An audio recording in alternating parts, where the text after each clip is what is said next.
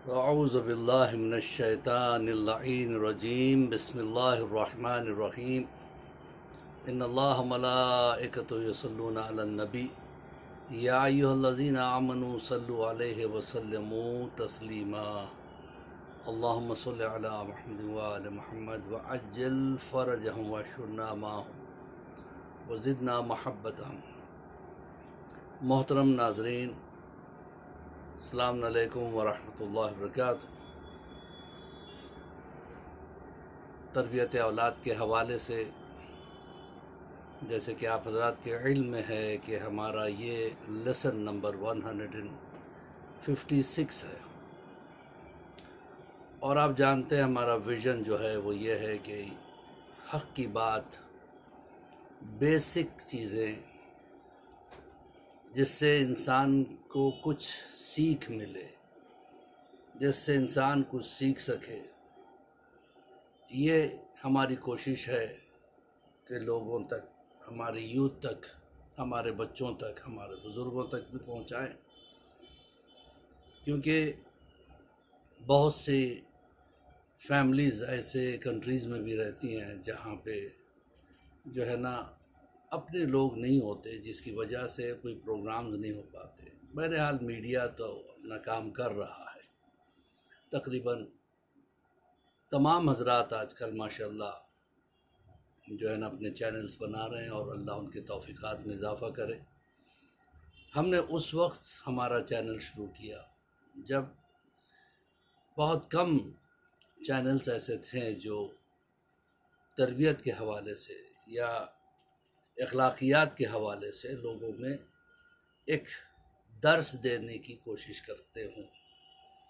3 साल पहले हमने ये चैनल शुरू किया, और माशाल्लाह सिलसिला अभी अल्हम्दुलिल्लाह चल ही रहा है। तो बहरहाल आज का ये लेसन नंबर 156 है, और चूँकि ये रमज़ान का महीना चल रहा है लिहाजा उसी पे गुफ्तगू भी हो रही थी। रमज़ान तरबियत नफ्स का महीना है, अपने आप को तरबियत देने का महीना है। अब सवाल ये है कि तरबियत क्या चीज़ है। देखें कि एक औरत अपने बच्चे को लेके जा रही थी, देखा कि सामने सड़क के किनारे एक बहुत ही खस्ता हालत में एक फ़कीर खड़ा है, जिसके कपड़े भी फटे हुए, मैले कचोले, और वो सड़क पे खड़ के भीख मांग रहा है। औरत ने यानी उस माँ ने अपने बच्चे को तरबियत के लिए उसको दिखाया और कहा कि बेटा, अगर तुम अच्छा नहीं पढ़ोगे तो तुम्हारी हालत भी यही होगी। बच्चा देख के खौफ खा गया। तरबियत का ये एक तरीक़ा है। सड़क के दूसरे किनारे पे एक और माँ अपने बच्चे के साथ आ रही थी। जैसे उसकी निगाह उस फ़कीर पे पड़ी तो अपने बेटे से कहा कि बेटा, अगर तुम अच्छा पढ़ लोगे तो तुम ऐसे लोगों की ज़िंदगी बदल सकते हो। दोनों ने तरबियत दी, एक ने खौफ दिलाया, दूसरी माँ ने अपने बच्चे को एक विज़न दिया कि तुम्हें पढ़ लिख के कुछ करना है जिससे गुर्बत को दूर कर सको, फ़कीरी को दूर कर सको। तो दोनों के तरबियत देने का ढंग अलग अलग था। उसी तरह से माह रमज़ान भी तरबियत का महीना है, अपने नफ्स को तरबियत देने का महीना है, अपने आप को जो है ना इस्लाह करने का महीना है। अगर ये मौका हाथ से निकल गया तो फिर हमें अपने आप की इस्लाह करनी भी मुश्किल हो जाती है। तो माह रमज़ान एक वो महीना है कि जिसमें किसी आलिम ने बड़ा अच्छा कहा, अगर अपने आप को चेक करना है कि हम कैसे हैं, हम अंदर से कैसे हैं। ज़ाहिर तो हर एक के बेहतरीन होते हैं, बेहतरीन लिबास पहन लिया, बेहतरीन तरीके से अपने आप को परफ्यूम कर दिया, तो जिधर से गुजरा आदमी खुशबू ही खुशबू आने लगी। लोग पलट के देखा बेहतरीन उजला लिबास पहने हुए, तो ज़ाहिर अलग है, बातिन किसी को नज़र नहीं आता सिवाय अपने आप के। हम जानते हैं कि हमारा बातिन क्या है। कभी कभी क्या करते हैं, जानते हुए भी हम अपना इल्ज़ाम शैतान पे थोप देते हैं, शैतान ने मुझसे ये काम कराया।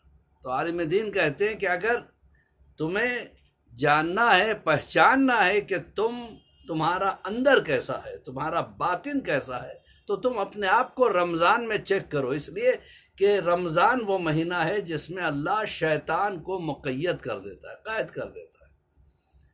अब शैतान के ज़रिए से जो है ना हम बिगड़ नहीं सकते, क्योंकि शैतान तो कैद है।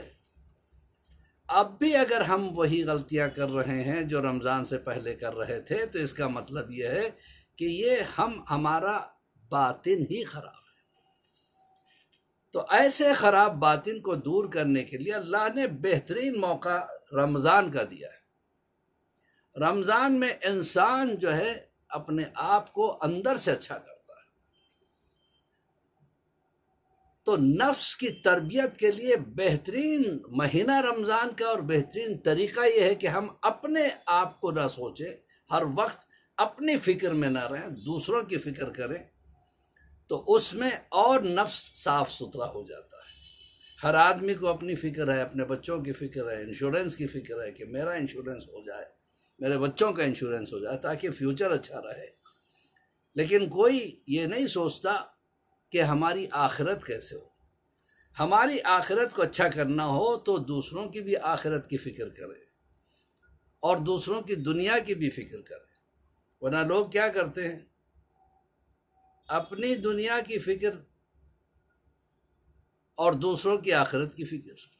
मैं कितना कमाऊँ, क्या वो ऐसा क्यों कर रहा है, इसकी आखिरत क्या होगी। अरे अपनी आखिरत के बारे में भी सोचो, दूसरों की आखिरत के बारे में भी सोचो। तो रमज़ान बेहतरीन मौका है। अब दूसरों के लिए सोचने का कैसे पता चले, कैसे किया जाए, तो हम अहले बैत से जो है ना रास्ता ले कि कैसे दूसरों की फ़िक्र करते थे। एक मरतबा मौलाए कायनात के सामने एक अजीब व गरीब केस आया।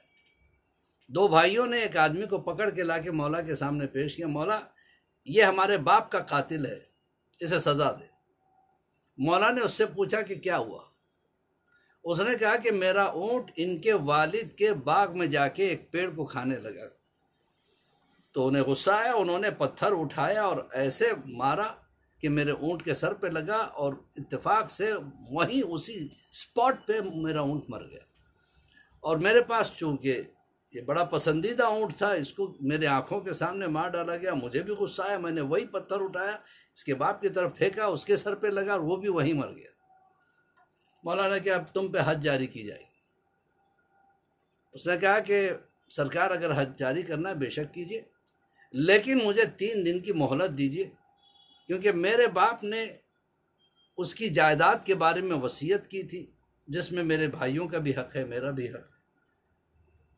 और अगर मैं जाके, और ख़ास कर एक पोशीदा ख़जाने के बारे में जो मेरा बाप जानता था या मैं जानता हूँ, अगर मैं जाके उसके बारे में वसीयत ना किया और मेरे भाइयों को ना दिखाया तो ख़जाना ज़ाया हो जाएगा और वो किसी और के हाथ में चला जाएगा। क्या ठीक है, तेरी ज़मानत कौन लेगा। उसने कहा कि मैं यहाँ नया हूँ, मुझे कोई नहीं जानता। जनाब अबू ज़र खड़े हुए कि मैं ज़मानत दूँगा। कहा देखो अबू ज़र, अगर ये वापस नहीं आएगा तो ये इसकी सज़ा तुम्हें मिल सकती। कहा मुझे मंजूर है मौला। ये चला गया। 3 दिन के बाद उसको आने में ताख़ीर हुई। अब लोगों को अबू ज़र की फ़िक्र होने लगी कि अब अबू ज़र के साथ क्या होगा। ताख़ीर के साथ सही, लेकिन वो वापस आ गया, थका हुआ था बिल्कुल। कहा काफ़ी लंबा सफ़र करके आया हूँ, मौला मुझे माफ़ कर दे, मुझसे ताख़ीर हुई। मौला ने मुस्कुरा के कहा तुझे बेहतरीन मौका था, तू चाहता तो भाग सकता था, तुझे कौन पकड़ सकता था फिर अगर तू भाग जाता। कहा कि नहीं, मैं ऐसा नहीं कर सकता था, किसी ने मुझ पे भरोसा किया, और अगर मैं भाग जाता तो लोगों के दिलों से भरोसा उड़ जाता। तो जनाब अबू ज़र से मौला ने पूछा कि तुमने कैसे ज़मानत ले ली जबकि तुम जानते नहीं। कि मौला मैं इस पर एहसान करना चाहता था, अगर मैं ये एहसान न करता लोगों से के दिलों से एहसान उड़ जाता। जब इन दोनों की बातें सुनी तो मौला ने उनकी तरफ देखा, अब तुम्हारा क्या इरादा है। दोनों भाइयों ने कहा कि हमने इसको माफ़ किया। कहा तुमने क्यों माफ़ किया। कि अगर हम माफ़ न करते तो लोग अपने दिलों में कदूरतों को पालते, बदले की भावना बढ़ती, इंतकाम का ख्याल इंसान के दिल में और ज़्यादा हो जाता। लिहाजा हमने उसको सोचा कि माफ़ कर दें ताकि लोगों के दिलों में माफ़ी का जज्बा पैदा हो सके। मौलाना ने कहा अल्लाह ने तुम सब के गुनाहों को माफ़ किया। तो बहरहाल अज़ान मोहतरम, इसे इस्लाम कहते हैं। इस्लाम का मतलब ये है कि हम दूसरों के बारे में सोचें, दूसरों की दुनिया की फ़िक्र करें तो हमारी आखिरत अच्छी हो जाएगी।